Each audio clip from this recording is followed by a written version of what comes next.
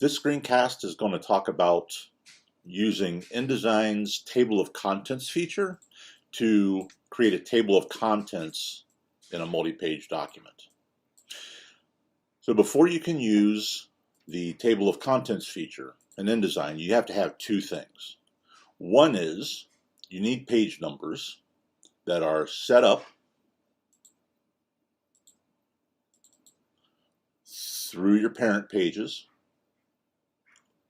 and appropriately applied to every page. And you also need, jump back over to, and you also need properly created and applied paragraph styles. In the case of this document, the ones that are most important are our main headlines, because within our table of contents, these are what we're going to initially key on to create the table of contents. So our table of contents will tell us that the introduction is on page 3, history of cities in Ohio, or page 4, Cincinnati is on page 5, etc., as we work our way down through the document. And you'll see that on each of these headlines, we have this main headline applied. So to create our table of contents, once we have all of this, the process is pretty simple. We'll go to Layout, down to Table of Contents, which will bring up this dialog. Clean this up here real quick. And more than likely, this is the way that your dialog will look initially. So the primary areas of this dialog that we need to work with are, this is a section we define the table of contents content, if you will. And if I turn on more options, we can tell it where to place the page number after the entry, before the entry, or no page number, which seems a little backwards. And then we can also tell it what to place between the entry, which in this case would be introduction, and the page number. So the process is pretty simple. We've got two panes up here. This is the pane of styles that are going to be included in our table of contents. These are all of our paragraph styles that are available to us that we've already created and set up. So I'm just going to select main headline, because remember I pointed out that main headline is applied to all of these. Select main headline, and I'm going to click Add, which moves main headline over into this pane. And now we've told it that anything with a main headline applied to it is going to be treated as an entry in our table of contents. We're going to leave our page number after the entry. Actually, let's move this to before the entry, and then we'll edit it later on. We can also set styles for all of these, but we're not going to set any styles for the moment anyway. So we can give our table of contents a style or not. Demo table of contents. And I am going to apply the main headline style to that, just so that it tracks design-wise with the rest of my book. Once I've got my basics set up, I'm just going to say OK. And you'll see that my cursor changes to a cursor that indicates that there's content. So I'm just going to click and drag over the area I want my table of contents to include.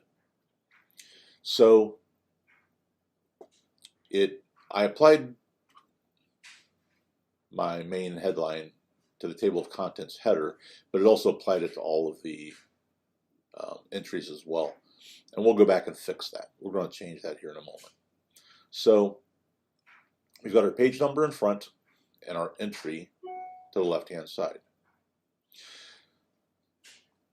So what's important to point out here is that now, as long as I keep it in this form, I can, anytime I change my content, if I need to add a spread and add additional cities, or I just need to move cities around, for instance, let's say that Akron, say we've decided that Akron needs to go first. Cut that out, and I'm going to put Akron here, and everything else is kind of reflowed, so I should probably make some adjustments.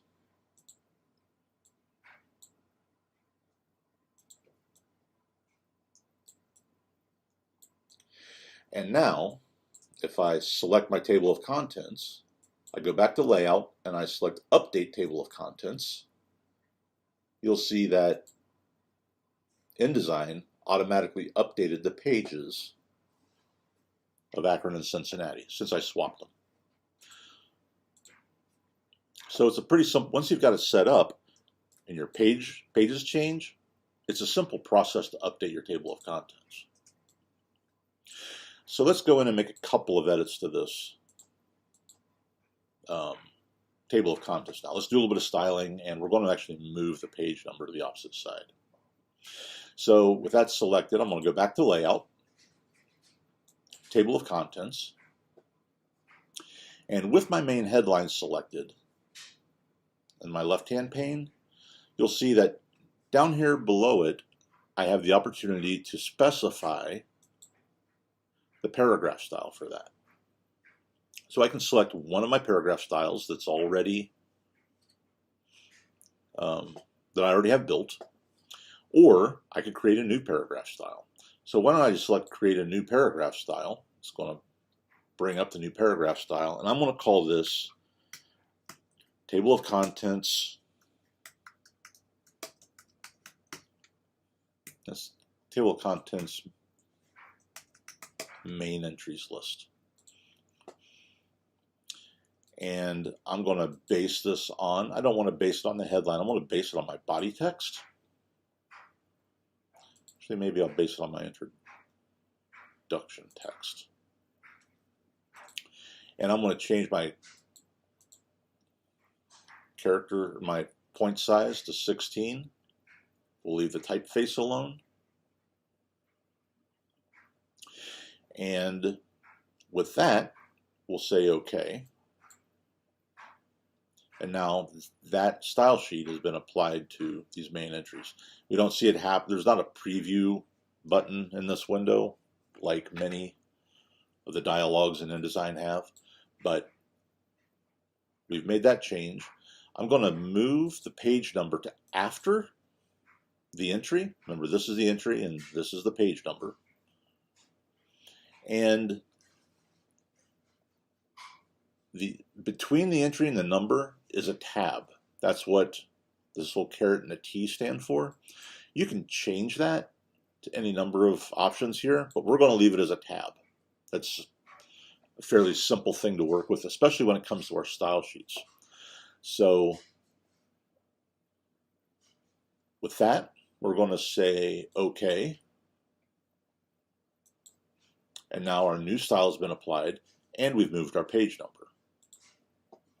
So just going to take a quick look at show hidden characters. And if I zoom in here, we can see that indeed we've got a tab that falls between our entry listing and our page number. So let's do something about that as well. What I want to set up here is to put my page numbers to the right, and I want to put a leader dotted line running between them. So let's just slide that off to the side there. I don't even have to go back into my table of contents now to do this. I can simply go to my paragraph styles, and here's my table of contents main entries list. Make sure you don't have anything selected, otherwise it'll, whenever you select it to open it, it'll change everything. Open that, leave preview selected, and I'm going to go down to tabs and select the right justified tab and place it down here. You see it pulls that out. The tab bar doesn't really show quite accurately. It's showing our right hand indent or margin in kind of close. So we're just going to ignore that. I'm just going to slide this out to about 4 inches. Maybe I'll slide it a little bit further. There we go. And now I want to put this leader in, and it goes in right here. So I'm going to put a dot and a space in there. What it's going to do is repeat that dot and space all the way across to the number. So with that done, I want to say OK. And there we have it. Turn off my hidden characters. So we've created a table of contents with our entries to the left, our page numbers to the right, and we placed a leader running between them.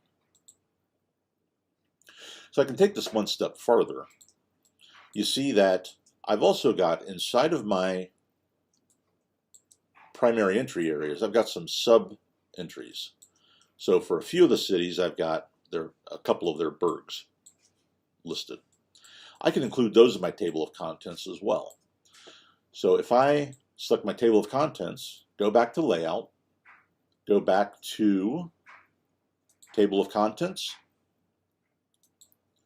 all I need to do is come down here, and those sub-entries actually had this sub-headline paragraph style applied to them. So I'm going to add those to my list. And you see with sub-headline now, style for sub-headline, I can select another style for that if I want, or I can create a new one, which I think I'm going to create a new one because I want to inset those a little bit. So with subheadlines selected, I'm going to create a new paragraph style.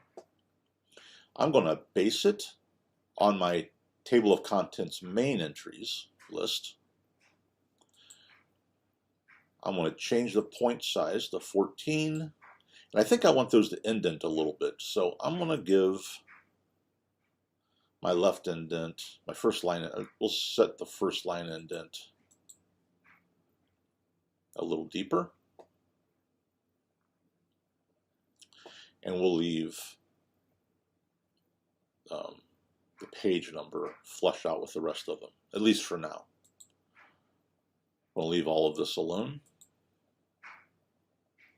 All right, let's take that and we'll see what we get.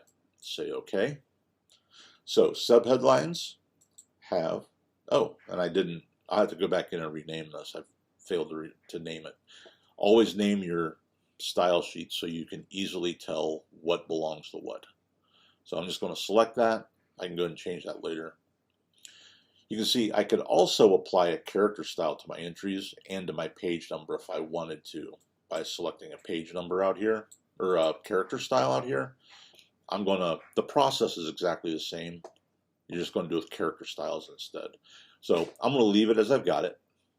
Say OK. And now here's my burgs included inside, along with page numbers.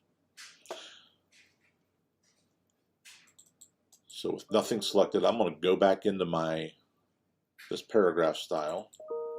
I'm going to call this table of contents subentries list. And let's see.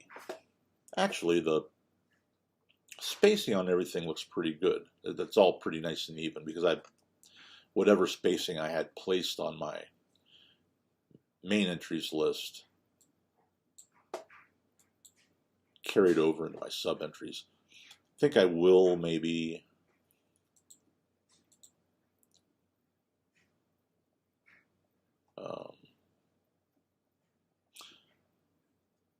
maybe I'll make a character color change for my sub entries.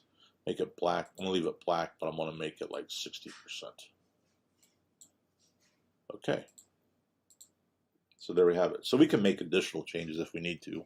Say we want to have a little bit more space between the main entries and maybe a little less space between the sub entries, just to sort of give us some variation. I can take a look at that now simply by going back to my paragraph styles, my sub entries, and I'm just going to take a look at what happens if I drop the space between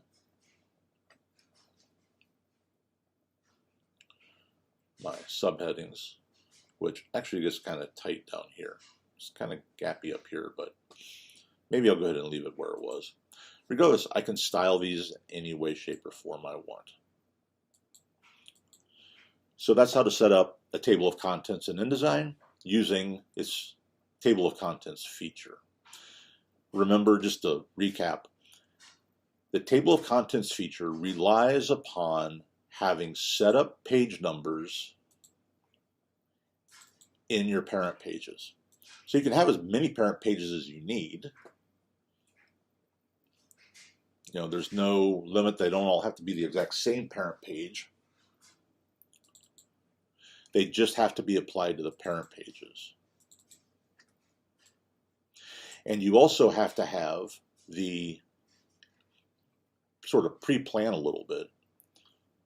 The entries you want to have show up in your table of contents, those need to be handled with specific paragraph style sheets.